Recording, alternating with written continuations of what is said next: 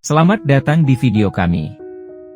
Hari ini, kita akan menjelajahi berbagai kebiasaan dan ucapan yang sering kita lakukan setiap hari, dan mengungkap sejarah menarik di baliknya. Mari kita mulai.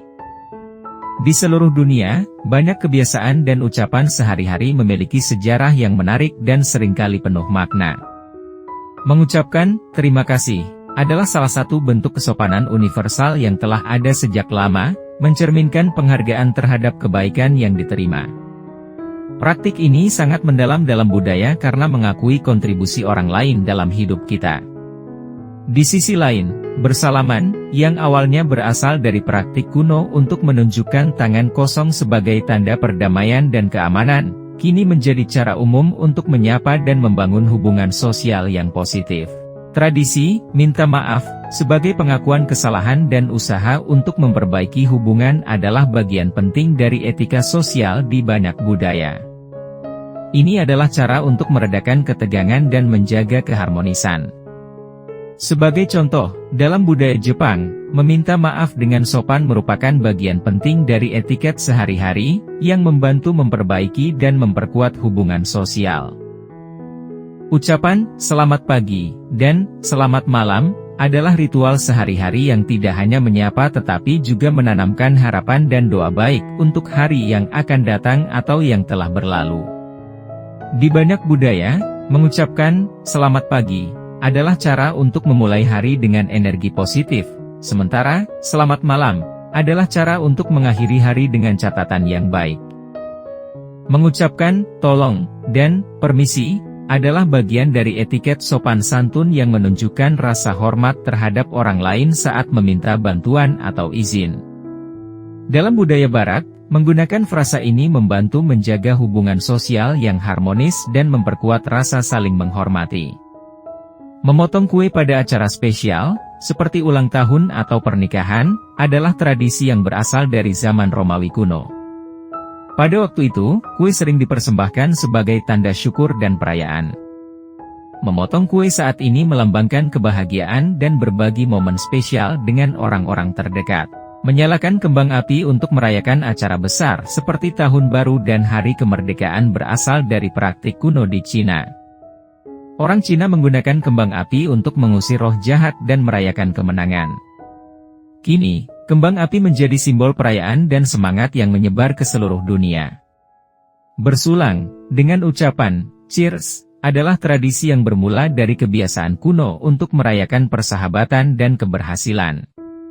Praktik ini dimulai pada abad ke-17 ketika minuman digunakan untuk mempererat ikatan sosial dan merayakan momen penting. Memberikan hadiah adalah tradisi yang sudah ada sejak zaman kuno, digunakan sebagai tanda hormat, persahabatan, atau penghargaan. Dari zaman Romawi hingga saat ini, hadiah terus menjadi simbol kasih sayang dan penghargaan dalam hubungan sosial. Menyanyikan lagu kebangsaan di acara-acara resmi adalah simbol kebanggaan dan identitas nasional yang pertama kali muncul pada abad ke-18. Lagu kebangsaan menjadi cara untuk menunjukkan patriotisme dan rasa cinta terhadap negara. Merayakan festival musim panas adalah tradisi yang sudah ada sejak zaman kuno untuk merayakan hasil panen dan pergantian musim. Festival ini sering diadakan dengan parade, makanan, dan hiburan, menciptakan suasana yang meriah dan mempererat komunitas.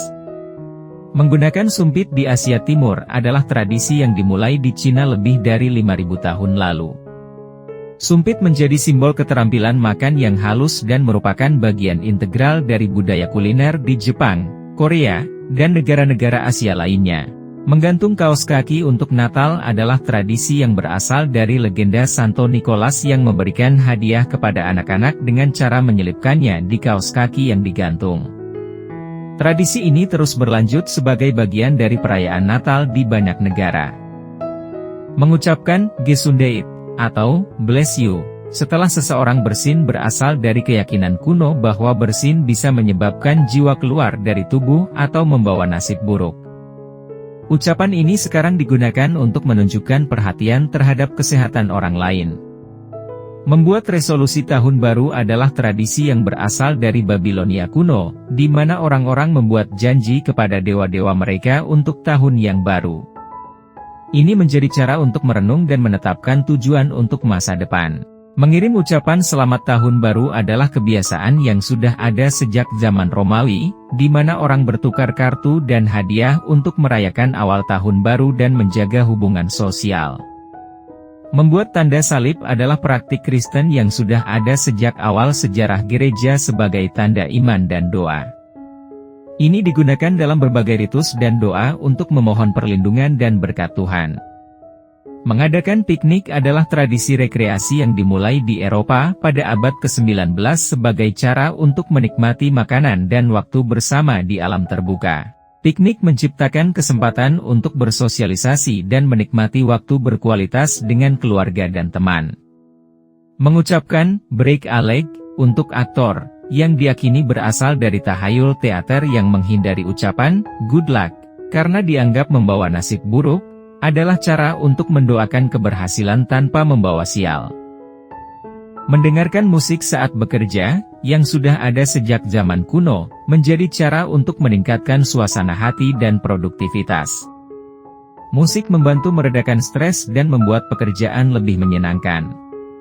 Mengadakan pesta barbecue, yang berasal dari tradisi memasak di luar ruangan di Amerika Serikat, adalah cara yang populer untuk menikmati makanan panggang bersama keluarga dan teman, terutama selama musim panas. Semua kebiasaan ini, dari yang sederhana hingga yang megah, mencerminkan bagaimana sejarah dan budaya membentuk cara kita berinteraksi dan merayakan hidup sehari-hari.